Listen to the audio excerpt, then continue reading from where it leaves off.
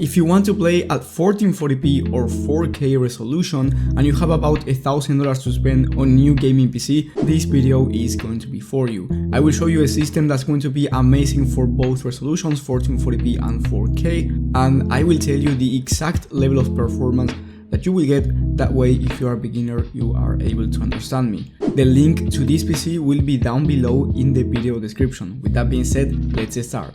Let's start with the CPU. We have the AMD Ryzen 5 5600. This is one of the best price to performance budget CPUs out there, and it's a 6-core 12-thread processor that is going to be able to reach very high frame rates, and the most important part, it will not bottleneck our GPU. Then for the CPU cooler, we have the ID Cooling SE214XT White Edition. Now this one is very cheap, it's not necessary for the Ryzen 5 5600, so if you want to save around $20, you can stick to the stock cooler from AMD, which is free, but this PC has a white aesthetic, so having this CPU cooler is going to help with that. And if you want a black aesthetic instead, don't worry, because I will get to that in a second. Then for the motherboard, we have a Gigabyte B550 XB2. This one has plenty of features and it's going for around $100. Honestly, very cheap for a motherboard with this many features for gaming. It has plenty of connectivity and more than one M.2 slot, which means that if you want to upgrade the storage only line, you can do so pretty easily. Then for the memory kit, we have a Team Group 32GB of RAM kit.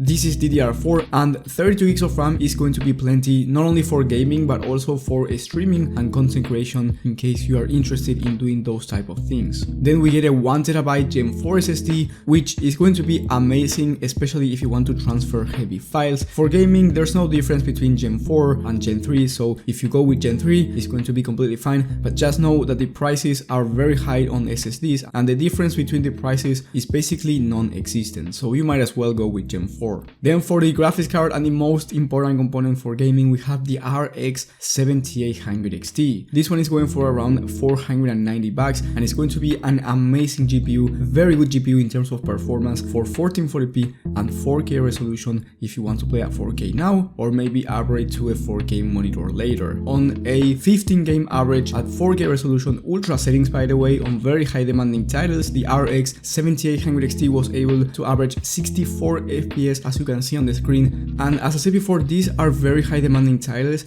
so you can turn on FSR, which is the upscaler from AMD, and get even better FPS and basically get free performance. So if you're going to play high demanding titles at 4K, I do recommend you turning on FSR for that performance boost. And then if you want to play at 1440p, the RX 7800 XT was able to average 115 FPS in this ultra settings test. Once again, you can expect even higher frame rates if you lower the settings to high or if you want to play with FSR. Then if we are talking about competitive titles, you will be able to achieve 240 plus FPS on average at 1440p in games like Valorant, Fortnite, competitive settings. So if you want a 240Hz 1440p monitor, feel free to buy one. Then for the case, we have one of the best deals in my opinion I've ever seen on a case, and we are talking about the Fantex Eclipse G360A. This one is the white edition. It has 3 pre-installed fans, which is very important because if you start buying extra fans, it can get quite expensive. So here you are spending $50 for great airflow because of that front mesh panel. In my opinion, this is one of the best looking budget cases at the moment, and then you get a beautiful aesthetic.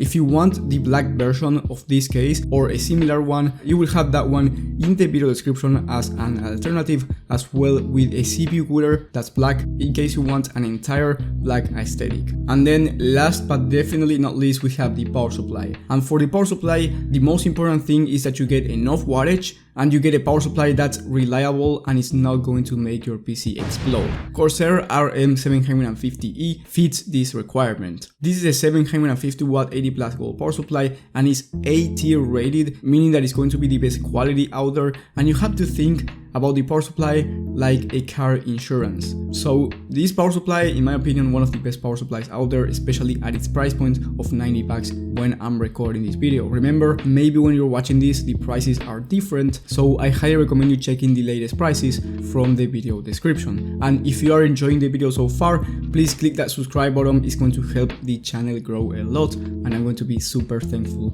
about that. Anyway, the total price for this system is just about $1,000, $999 with 82 cents when I'm recording this video, and you are getting a great 60 plus FPS on average experience at 4K resolution, or even higher if you turn on the upscaler or you lower the graphics settings to high instead of staying on ultra. Another important thing is that if you want a GPU from Nvidia, you are looking to get the RTX 4070 or 4070 Super. Just know that those GPUs come with 12 gigs of VRAM, and if you are thinking of playing 4K ultra settings, some games already require more than 12 gigs of VRAM, and in that case it's going to be an issue for you. That's why I would recommend the 7800 XT if you want to play at 4K on the latest AAA titles. And then if you have more money to spend, I do recommend you upgrading the platform and going to the AM5 platform, which means that you get a Ryzen 5 7000 series CPU and AM5 motherboard, DDR5 memory, and this will allow you to have a much better upgradability path